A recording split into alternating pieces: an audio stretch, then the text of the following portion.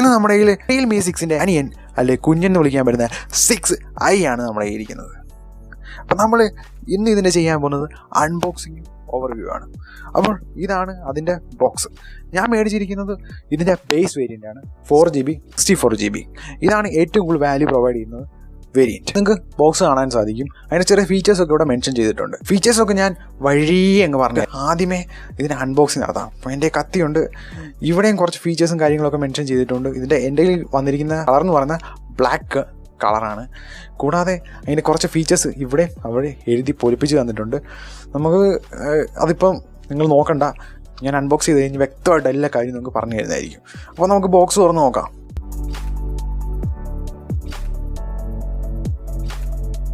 ചെറിയ card box ഒരു സാധനമുണ്ട്, ഇതിനകത്തിലാണ് കവർ വരുന്നത്. പിന്നെ പേപ്പർ ബോക്സും ഞാനിതൊന്നും നോക്കാറില്ല, സോ നമുക്ക് എടുത്ത് അങ്ങോട്ട് മാറ്റി വെക്കാം. ഇനി നമ്മുടെ ഫോണാണ് വരുന്നത്. ഫോൺ നമുക്ക് റാപ്പർ ഒന്ന് റിമൂവ് ചെയ്ത് നോക്കിയിട്ട് സൈഡിലോട്ട് മാറ്റി വെക്കാം. മാറ്റി വെച്ച് ഇനി നമ്മുടെ വരുന്നതെന്ന് പറഞ്ഞു കഴിഞ്ഞാൽ Type-C കേബിളാണ്. ഇത് നമുക്ക് മാറ്റി വെക്കാം. ഇനി അടുത്തതാണ് നമ്മുടെ ചാർജർ വരുന്നത്. ശ്രദ്ധിക്കണം, ഇവിടെ ഈ ഫോണിന് 30 വോട്ട് വരെ സപ്പോർട്ടുണ്ട് ചാർജർ. പക്ഷേ അവരിവിടെ 20 വോട്ടേ കൊടുത്തുള്ളൂ. കാരണം എന്താണെന്ന് ചോദിച്ചു കഴിഞ്ഞ് കഴിഞ്ഞാൽ 6ൽ നിന്ന് എന്തെങ്കിലുമൊക്കെ വ്യത്യാസം 6 വരുത്തണ്ടേ. ആകെ വ്യത്യാസം വരുത്തിയിരിക്കുന്നത് ബോക്സ് കണ്ടൻ്റായി ഈ ചാർജറിലും അതുപോലെ തന്നെ ക്യാമറയിലും മാത്രമാണ്. കവർ നല്ല ഫിറ്റാണ്, നല്ല ക്വാളിറ്റിയുള്ള കവറായിട്ടാണ് എനിക്ക് തോന്നുന്നത്. ഇത് കവർ ഇട്ട് തന്നെ ഉപയോഗിക്കുക, കാരണം ഇതിൻ്റെ പോളികാർബണേറ്റ് ബാക്കാണ് വരുന്നത്. അതുപോലെ തന്നെ ഗ്ലോസി ബാക്കാണ്, അതുകൊണ്ട് തന്നെ സ്മഡ്ജസ് വരാൻ നല്ല ചാൻസ് ഉണ്ട്. ഇനി ഫിസിക്കൽ ഓവർവ്യൂവിലേക്ക് പോവുകയാണെങ്കിൽ ഇതിൻ്റെ റൈറ്റ് സൈഡിലാണ് ഇതിൻ്റെ പവർ ബട്ടണും ഫിംഗർ പ്രിൻറ്റ് സെൻസറും വരുന്നത്. Integrated finger print and power ബട്ടനാണ് ഇവിടെ വരുന്നത്. അത് നല്ല ക്ലിക്കി ആയിട്ടാണ് എനിക്കിവിടെ ഫീൽ ചെയ്തത്. ഇനി റൈറ്റിലേക്ക് വരുവാണെങ്കിൽ വോളിയം റോക്കേഴ്സാണ് ഇവിടെ കാണാൻ സാധിക്കുന്നത്. കൂടാതെ അവിടെ സിം ഡ്രൈവ് ഉണ്ട്. സിം ഡ്രൈവ് നമ്മൾ ഊരുമ്പം ഇപ്പം ഉള്ള മിഡ് റേഞ്ച് ഫോൺസിൽ മിക്ക കാണുന്ന ട്രിപ്പിൾ കാർഡ് സോട്ടാണ് ഇതിനകത്തിലും വരുന്നത്. എന്ന് പറഞ്ഞാൽ നിങ്ങൾക്ക് രണ്ട് സിമ്മും ഒരു മെമ്മറി കാർഡും ഉപയോഗിക്കും. ഇനി നമുക്ക് ഒന്ന് ഫോൺ ബൂട്ട് ചെയ്യാം. ഫോൺ ബൂട്ട് ചെയ്യുമ്പോഴത്തേക്ക് ഞാൻ ഇതിൻ്റെ സ്ക്രീനിൻ്റെ സ്പെസിഫിക്കേഷൻസ് ഞാൻ പറഞ്ഞുതരാം. ഇതിന് വരുന്നത് 6.5 ഇഞ്ച് ഫുൾ HD+ ഡിസ്പ്ലേ ഉള്ളൊരു സ്ക്രീനാണ് ഇവർ കൊടുത്തിരിക്കുന്നത്. കൂടാതെ ഇതിന് 90 Hz റിഫ്രഷ് റേറ്റ് ഉണ്ട്. ഗോറില്ല ഗ്ലാസ് 3+ൻ്റെ സപ്പോർട്ടും ഉണ്ട്. ഈ പ്രൈസ് റേഞ്ചിൽ 90 Hz റിഫ്രഷ് റേറ്റ് ഉള്ള പാനൽ തരുന്നത് Realme മാത്രമേ ഉള്ളൂ. ആപ്ഡ്രോയിൽ ഏറ്റവും നല്ല കാര്യം എന്ന് പറഞ്ഞു കഴിഞ്ഞാൽ ഇന്ത്യയിൽ ബാൻ ചെയ്തിരിക്കുന്ന എല്ലാ ചൈനീസ് ആപ്സും ഇതിനകത്തിൽ ഇല്ലെന്നുള്ളതാണ്. അത് വളരെ നല്ലൊരു കാര്യമാണ് Realme ഇവിടെ എടുത്തിരിക്കുന്നത്. അത് നമ്മുടെ സെക്യൂരിറ്റി ഇമ്പ്രൂവ് ചെയ്യാൻ വളരെ നല്ലതായിട്ട് സഹായിച്ചിട്ടുണ്ട്. പിന്നെ സെറ്റിംഗ്സിൽ എബൌട്ട് ഫോണിൽ നമ്മൾ കയറി നോക്കുക. ബാക്കി ഇതിൻ്റെ ആൻഡ്രോയിഡ് വേർഷൻ ഒക്കെയാണ്, ആൻഡ്രോയിഡ് 10ലാണ് ഇത് റൺ ചെയ്യുന്നത്. പിന്നെ എല്ലാവർക്കും അറിയാം Realme UI ആണ് ഈ ഫോണിലും വരുന്നത്.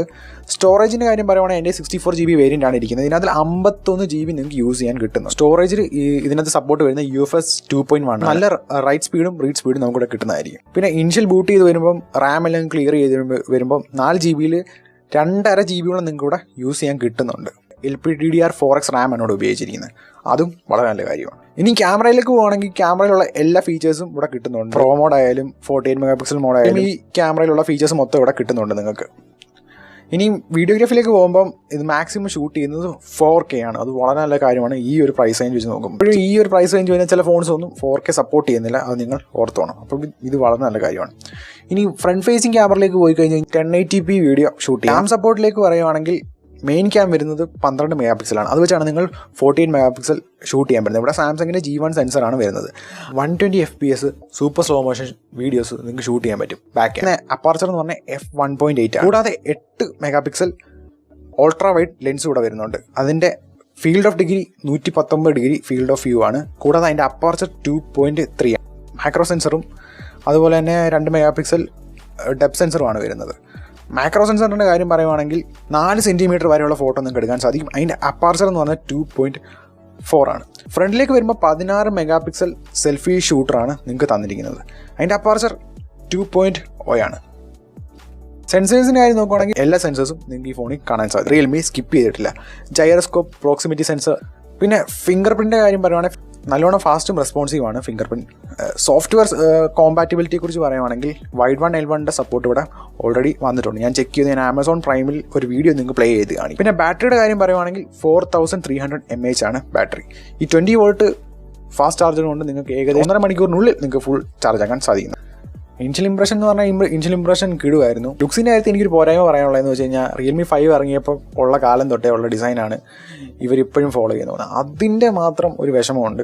ബാക്കി ഒരു വിഷമങ്ങളും ഇല്ല. ഹാർഡ്വെയർ വൈസ് സാധനം കിടുവാണ്. ഇനി ബാക്കി എന്തെങ്കിലും പോരായ്മകളുണ്ടോ എന്ന് നമുക്ക് ഇതിന് ടെസ്റ്റ് ചെയ്ത ശേഷമേ മനസ്സിലാക്കാൻ സാധിക്കുകയുള്ളൂ. ഇനി നമുക്ക് ഈ ഫോണിൻ്റെ മെയിൻ ഹൈലൈറ്റിലേക്ക് പോവാം.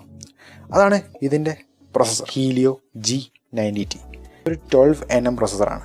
ഇതിനകത്ത് 2 കോർട്ടെക്സ് A76 പ്രോസസ്സറും 6 കോർട്ടെക്സ് A55 പ്രോസസ്സറുമാണ് ഉപയോഗിച്ചിരിക്കുന്നത്. ഇത് ക്ലോക്ക് ചെയ്തിരിക്കുന്നത് 2.0 GHz. പിന്നെ ഇതിനകത്ത് വരുന്ന GPU എന്ന് പറയുന്നത് മാലി G76 ആണ്. ഇതിൻ്റെ ഫ്രീക്വൻസി എന്ന് പറയുന്നത് 8000 MHz. ഏകദേശം ഇതേ പ്രൈസിൽ വരുന്ന 2 കമ്പനികളുടെ ഫോൺ കമ്പയർ ചെയ്തിട്ടുണ്ട്. ഒന്ന് റെഡ്മി നോട്ട് 9 ആണ്, റിയൽമി 6i ആണ്. അപ്പോൾ നിങ്ങൾക്ക് ആ വ്യത്യാസം കാണാം. പിന്നെ ഇത് വരുന്ന വേരിയൻറ്റ്സ് ഏതൊക്കെയാണെന്ന് ചോദിച്ചു കഴിഞ്ഞ് കഴിഞ്ഞാൽ 2 കളർ വേരിയൻറ്റിലാണ് വരുന്നത്. ഒന്ന് ലൂണാർ വൈറ്റ് എന്ന് പറഞ്ഞാൽ നോർമൽ വൈറ്റ് കളർ. പിന്നെ വരുന്നത് എക്ലിപ്സ് ബ്ലാക്ക് ആണ് എൻ്റെ ഇരിക്കുന്ന വേരിയൻറ്റ്. നിങ്ങൾക്കത് മേടിക്കാൻ ആഗ്രഹമുണ്ടെങ്കിൽ ഞാൻ ലിങ്ക് താഴെ കൊടുത്തേക്കാം. നിങ്ങൾ ആ ലിങ്കിൽ പോയിട്ട് ഡേറ്റ് ഒന്ന് ചെക്ക് ചെയ്യുക, എന്നിട്ട് ഫ്ലാഷ് സെയിലിൽ നിങ്ങളത് മേടിക്കുക. അപ്പോൾ that's all guys. It's me Mayavi signing off.